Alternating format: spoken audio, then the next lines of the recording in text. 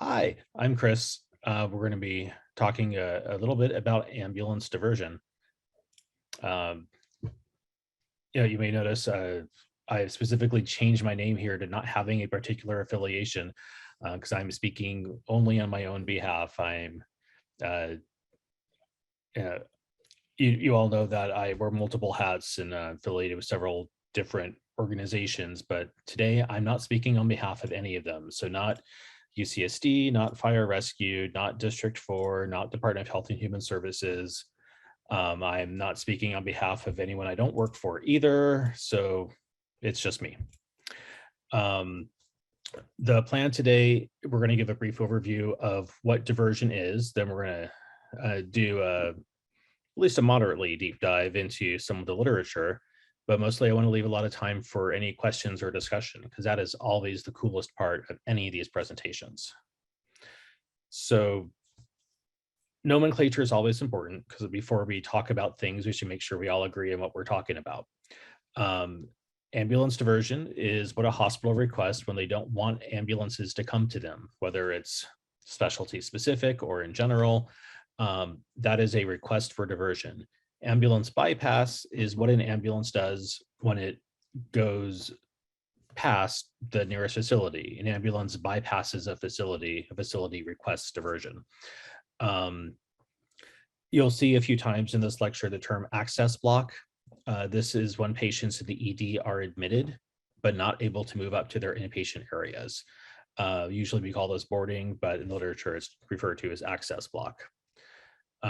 And crowding is the other thing that really ties into this, which is very similar to the definition of a disaster. It's when the demand for patient care in the ED exceeds the capacity of the facility to provide that quality care in a reasonable time frame. So needs exceeding the resources, which basically means we're working in disasters pretty much every day. So I do want to frame this as this is not just a diversion question, right? As far back as 20 years ago, Brent Asplin published this conceptual model where it's this is a whole system of care, right? This is everything from the input side of who is seeking care to the throughput part of who, of how we're providing that care, where they're getting that care, and then the output part, right? Getting out of the emergency department into the hospital or discharged or to a sniff or wherever it goes. And, obviously this all feeds into each other. So we can't really look at ambulance diversion completely, as its own entity without really paying attention to these other components of the healthcare system. Uh, you'll be seeing this figure again. So the other thing I always feel we need to discuss whenever we're bringing up a topic is why do we care? Why are we talking about this? Right? Because it seems intuitive, but right, the concept of diversion seems to make good sense. If a place is so busy it can't care for more patients, don't send them more patients, send them somewhere else. The thing is, so this really diversion started, I'd say, really in the 1990s, and it was really meant as a rarely used thing. Like, it was kind of a big deal. Figure that no one ever calls us on the landline. Try to make that stop making noise. Sorry about that. But it was meant to be a very rarely used tool that would not, certainly not an everyday thing, but now it's standard operating procedure, right? We have times where we see people on diversion uh, several hours in a row. We see most of the hospitals on diversion. Um, this is not an uncommon thing at all. So meant to be rarely used, but it's not how it's used now. And that's why we care, because this does affect how we move patients and how we're able to deliver um, our promise to our citizens to maintain emergency medical services. So I want to go through this systematically. We're going to start off with who tends to go on diversion. Looking back at Orange County at a 9-year period, there was a study that looked at which hospitals were more likely to go on diversion. And it was basically the specialty hospitals, places that provided more services in terms of like trauma and cardiac cath and things like that, went on diversion about 4% more than non-specialty hospitals. Um, and doing some regression analysis, that study found that having specialty services available and having a high inpatient occupancy rate accounted for about a third of the variance between each hospital in terms of how much time they spent on diversion. There was another study that covered part of that same time frame, and this was just north of Orange County. So this is LA County. And they looked at 80 hospitals. And what they discovered is over this time frame, diversion hours increased a lot, about 3.5 times as much. And they had a chance to look at what happens when a hospital closes. And it turns out that when hospitals closed, the nearest hospital, their diversion increased by about 56 hours. That was per month. And of course, somehow the county hospitals and the trauma hospitals were on diversion more often than the other hospitals, similar to that previous study. And they also found what they called a network effect, where diversion hours at any given facility, they were positively correlated to diversion hours at the next closest emergency department. And what they also found was looking at that network effect, and the math got a little weird here, but essentially the capacity to absorb overflow ambulance traffic decreased over this time frame. So the network effect became more pronounced, that as soon as one place went down on diversion, every place else around it got closer to diversion and started going down, and just kind of it leads to a whole snowball, essentially. Although we don't tend to see a lot of snow on the ground in LA County. So looking at what causes diversion, like why do places need to go on diversion?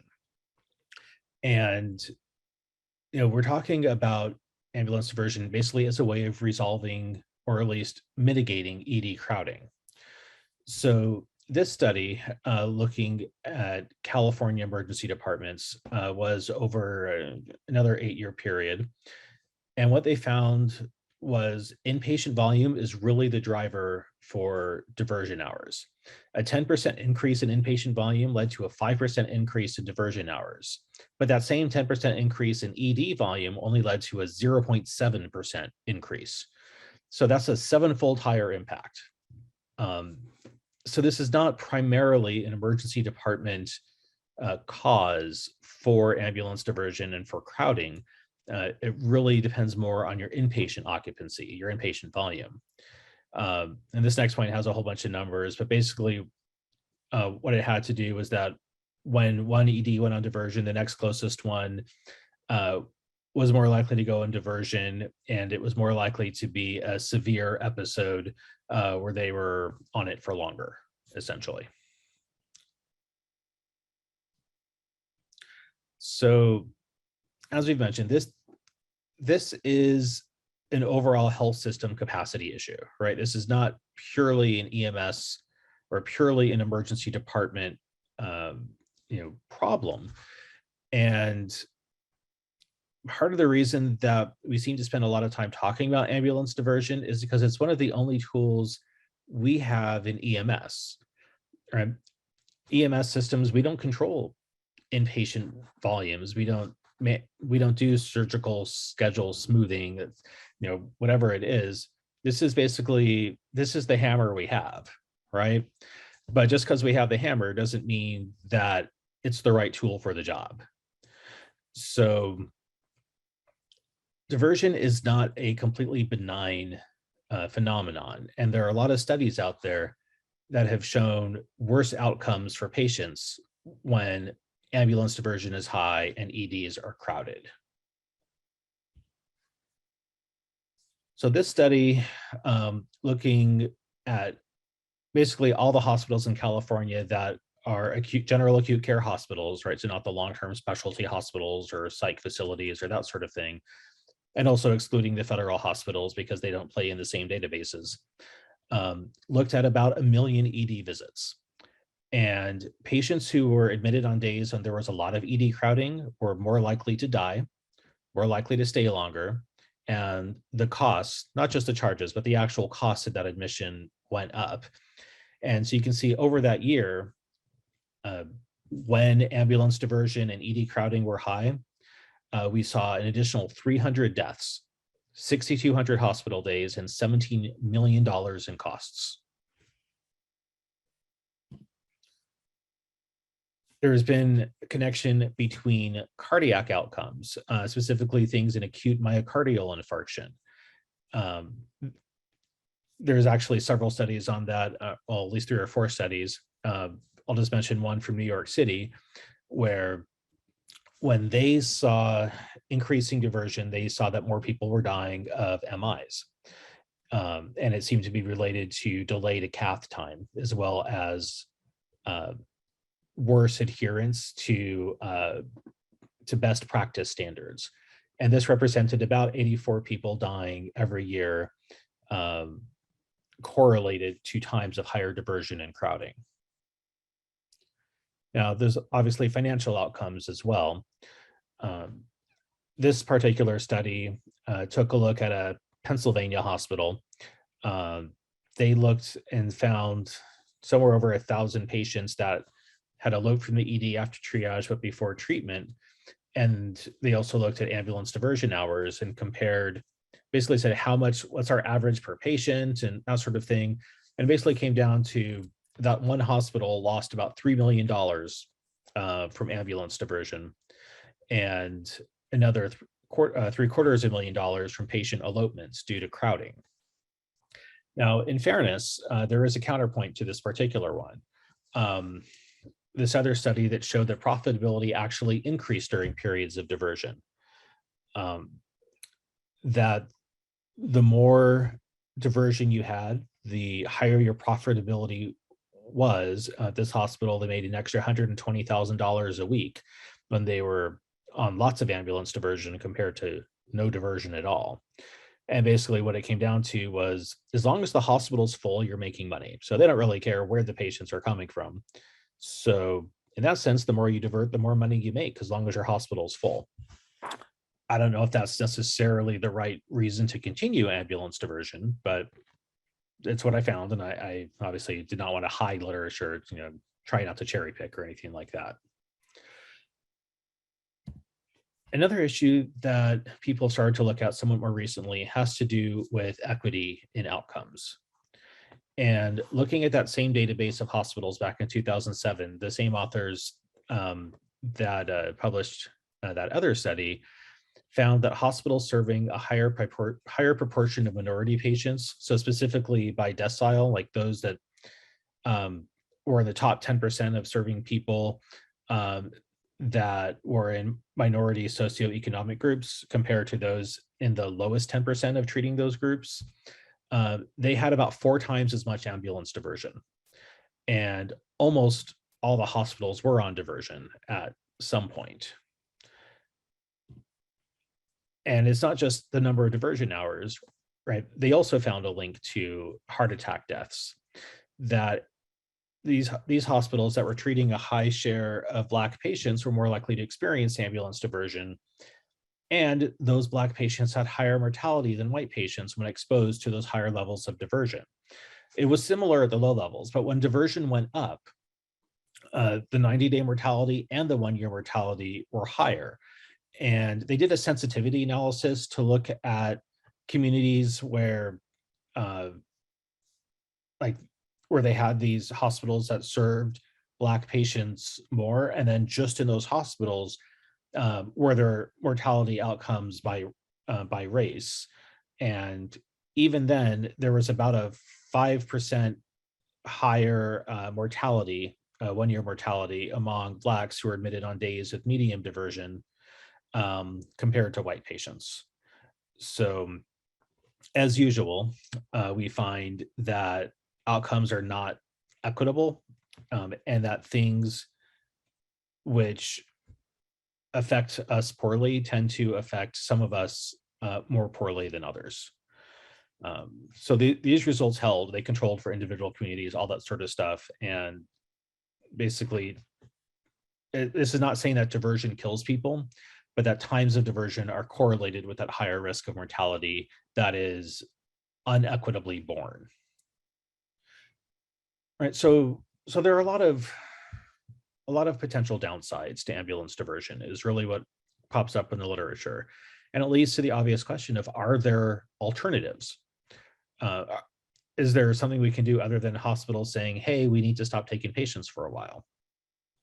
And we need to consider whether it's appropriate from patient outcome study, from an equity standpoint, from all sorts of questions. Do we keep our current system? If we do keep diversion, do we change it a bit? Do we initiate it by one central monitor, or at least watch it centrally and make some suggestions? Do we change the standards and say, hey, it's not just up to you, you actually have to meet these criteria to go on diversion, or do we just get rid of it? And all those are worth discussion.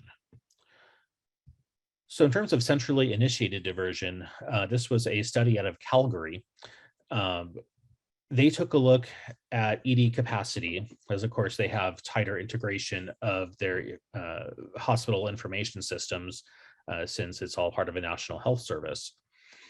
They used 4 capacity codes, green, yellow, red, and black, and basically divided into favorable or not favorable. And ambulances were told, like, hey, we're taking this patient, like, okay, well, that one's the most crowded, so go to one of the other 2. And hospitals could still go on bypass if they wanted to, but they had to meet certain criteria and run it through this central monitor. So the overall volume actually increased, but diversion hours dropped a lot. And the proportion of time that ED said, yeah, our capacity is okay, went up from 58 to 79%. So that seemed to help. Now, another way to do this is not so much to initiate it, but at least kind of monitor things from a central place. They tried this in San Francisco. Obviously, San Francisco is a little smaller than us. They were closer to 300 square miles. Actually, that's, I believe, just in the city. So over 1,000 square miles for the county. And so what they did is they used a paramedic and a physician to say, if these patients aren't critical, where should they go? And they made that suggestion, but it wasn't a binding suggestion. But hospitals could still put themselves on diversion. There weren't specific criteria defined. And what they discovered was that just having someone kind of watch things, the load leveling improved, but diversion hours actually increased overall. Now, there are a couple of confounders here. One is that it wasn't clear if the volume actually affected hospitals' decision to go on diversion. And the other is that they started this trial in March 2020. And apparently there was some virus going around at that time and some stay-at-home orders and a few things that may have had some effect on the EMS system. So this may be a little muddled in terms of their results. However, there was another centrally monitored diversion trial out of Baltimore, and this was just under 10 years ago, where they took a senior EMS medic, put them in the Fire Communications Bureau 12 hours a day, and said, we're monitoring the delays at various facilities, and you might want to go to this other place. And hospitals could request diversion as well. And they found that, again, the time intervals seemed to improve a little. Hospital time went down, what they called hospital alert time, which is basically, hey, we're overwhelmed. Those times went down. The amount of time, yes? Nope, maybe not a question, maybe just someone with a cat playing with the mute button. And the amount of time that fire suppression units had to wait on scene for ambulances to show up dropped by a very small amount of time. So a little bit of improvement, but certainly not huge numbers. But one thing I did notice is their outlier times definitely went down. So you can see here on the left side, there's a couple of those little boxes like, wow, they spent almost 4 hours offloading. So even though the average times didn't change much, the amount of those excursions into oh my gosh territory did seem to drop. Another example of this was in New Haven about 5 years ago. Um, and this was it just in one hospital system, not an overall EMS system, but they employed a nurse navigator program to again make non-binding. So this isn't a totally initiated process, but just sort of a non-binding recommendation on where folks should go. And they found that when they did this, their turnaround time decreased, but also their interfacility transfers between their two facilities decreased because people were going to the right place to start with. Um, but to do this did require having real-time metrics on staffing and actually knowing this place can do hips, whereas that place only does other ortho, that sort of thing.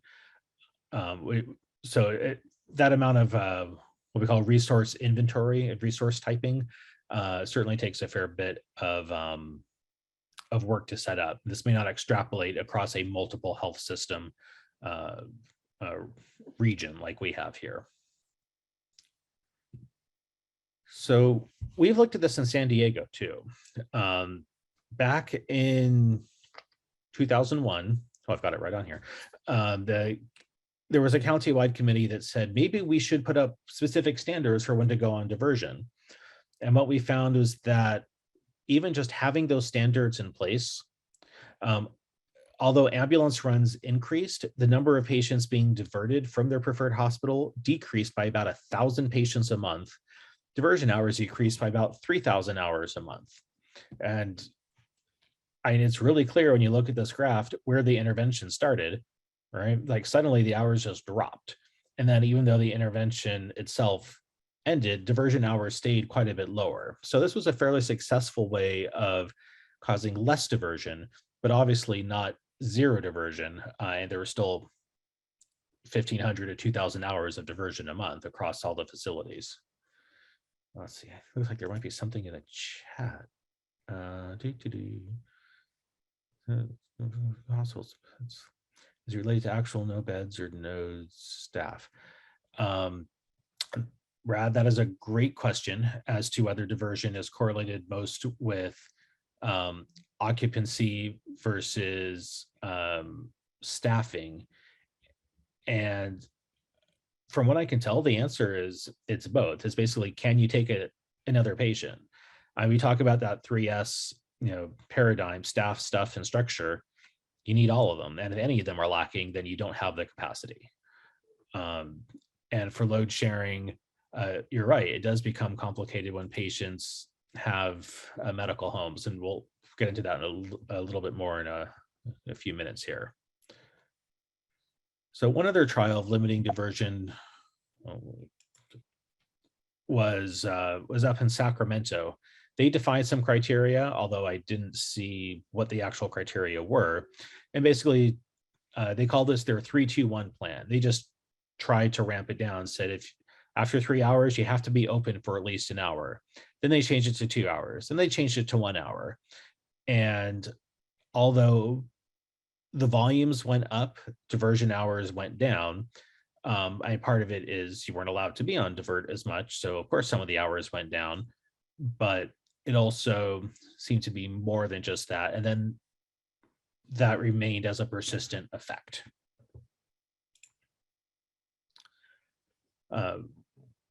We did something else here in San Diego where we had two hospitals, both trauma centers a few blocks apart from each other, not going to name any names. And one of them augmented their staff. This only lasted like a week. We were like, we are not going to go on diversion this whole week. And during that 1 week trial, instead of being on divert for 47 hours like they were the week before, or 56 like they were the week after, the total diversion hours for both hospitals combined was 1.5 hours. 2 patients were diverted instead of 40. And the authors here had noted what they called an oscillatory phenomenon, where basically one hospital went on divert, the other hospital then got a bunch of flow, so they went on divert, where the first one kind of got cleared up, then they went on divert and just kind of bounced back and forth. And during this week, with one hospital not going on diversion, that disappeared. And there didn't seem to be, there was no report in this manuscript of there were huge backups to this facility or either of the facilities, anything along those lines. This has been done statewide, just not in this state. Massachusetts, in 2009, they eliminated diversion statewide, and there were several studies, as you might imagine, taking a look at how did this work out for them. And what they found was there was no change in overall volume or acuity of patients, like how many need to be admitted, that sort of thing. But there was no increase in crowding. There was no increase in ambulance turnaround time. It actually decreased slightly. And the hospitals that had been the highest, had the highest diversion hours actually decreased their lengths of stay the most when they got rid of diversion. So, and there were some qualitative measures, satisfaction and some patient outcome stuff that also seemed to be much improved when they simply just got rid of diversion. So I told you you'd see this figure again. And again, this is, diversion is part of a much larger system, right? It's this one little piece right here. And it doesn't necessarily, seem like this one piece can somehow fix the entire problem. Certainly, there is a perception that we're always kind of right on the edge, and maybe the ambulance, that's the straw that breaks that camel's back. But it's not clear from the literature that that's actually what's happening. So I do want to recommend a couple of really interesting reviews. So things that basically these are looking at lots of the other literature and sort of summarizing it. And I believe this is being recorded, so you can be able to see all this. But if for some reason you don't get a copy, just let me know and I can get these to you. And looking through these, it really looks like, and this is pretty recent, right? This was published just last year. It seems like main determinants of crowding and access block during this pandemic time had to do with hospital occupancy and elective surgery levels. ED volume wasn't really related to ambulance offload delay, which it was the sort of the, in this case, we'll use that as a surrogate for diversion hours. It wasn't really related to ambulance run volume. This was an inpatient occupancy issue. So in terms of crowding in the ED, there are all sorts of causes, but you'll notice that really none of these are specifically ambulance volume, right? We know that we're seeing these. We're seeing people that are sicker, that are older, that are having more trouble seeing their primary physicians. We're seeing issues, with nursing staff shortages. I've heard something about staff shortages. I think that's still a thing. We see a lot of these problems, but that doesn't necessarily mean that decreasing ambulance volume would fix it.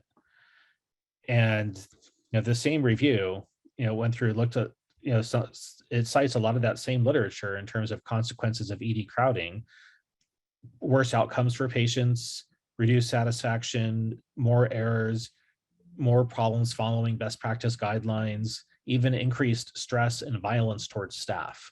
These are all things that come up with ED crowding. And they, the people who put this review together, they looked through a bunch of different potential solutions, and not one of them is we should stop ambulances from coming to hospitals. The one that looks like that, where it says choice of ED, that actually was a complete, that doesn't have to do with ambulance patients choosing where they go. That had to do with having general practitioners available to staff walk-in centers, either in or right next to the ED. So patients could choose, basically, do I go to urgent care or primary care, or do I go to emergency? So completely separate thing.